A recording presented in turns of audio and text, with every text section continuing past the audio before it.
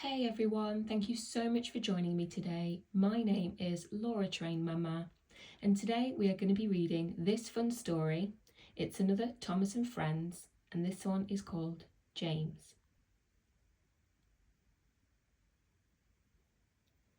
This is a story about James the Red Engine.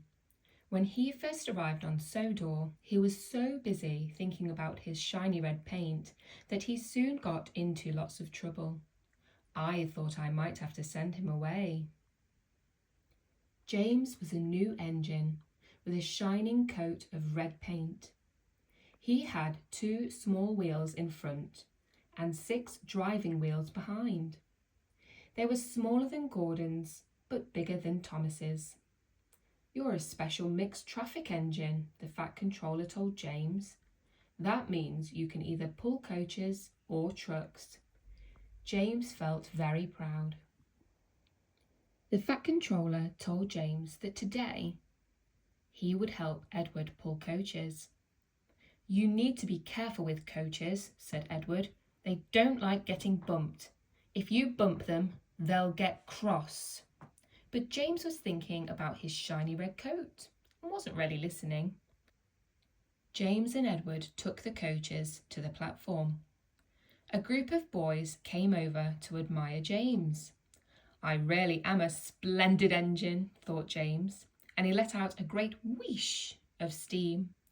Everyone jumped, and a shower of water fell on the Fat Controller, soaking his brand new top hat.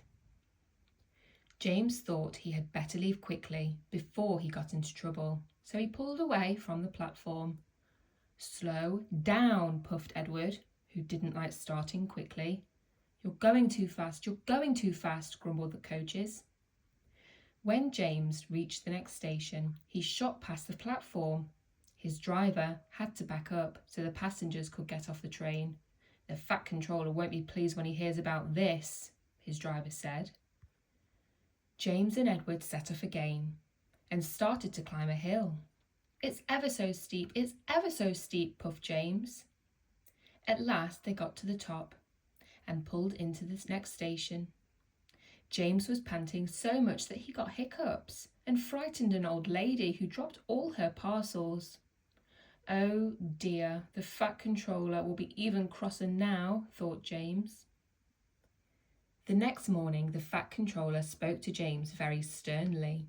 "If you don't learn to behave better, I shall take away your red coat and paint you blue," he warned. "Now run along and fetch your coaches." James felt cross. "A splendid red engine like me shouldn't have to fetch his own coaches," he muttered.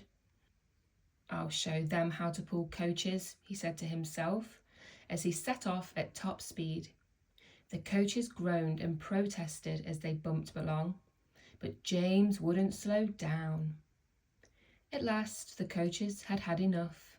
We're going to stop, they cried, and try as he might, James found himself going slower and slower. The driver halted the train and got out. "There's a leak in the pipe," he said. "You were bumping the coaches hard enough to make a leak in anything." The guard made all the passengers get out of the train. "You, sir, give me your bootlace," he said to one of them. "No, I shan't," said the passenger. "Well then, we shall just have to stop where we are," said the guard. So the man agreed to give his bootlace to the guard. The guard used the lace to tie a pad of newspapers around the hole to stop the leak. Now James was able to pull the train again, but he knew he was going to be in real trouble with the Fat Controller this time. When James got back, the Fat Controller was very angry with him indeed.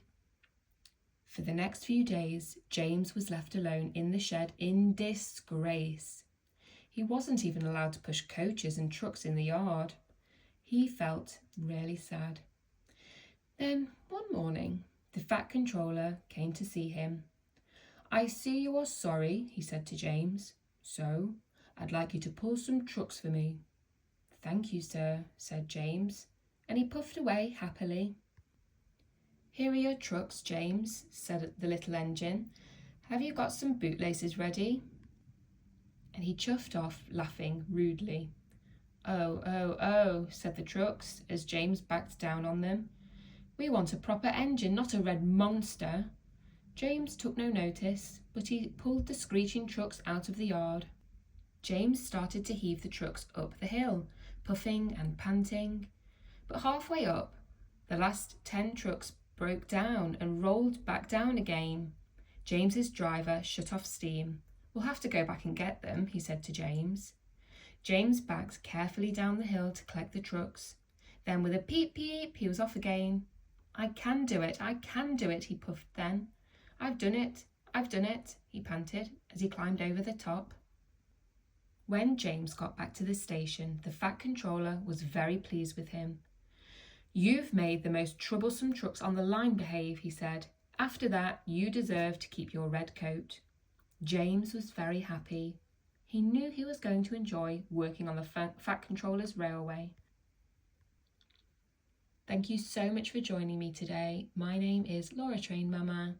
I hope you enjoyed the story, and if you did, don't forget to like and subscribe to hear more.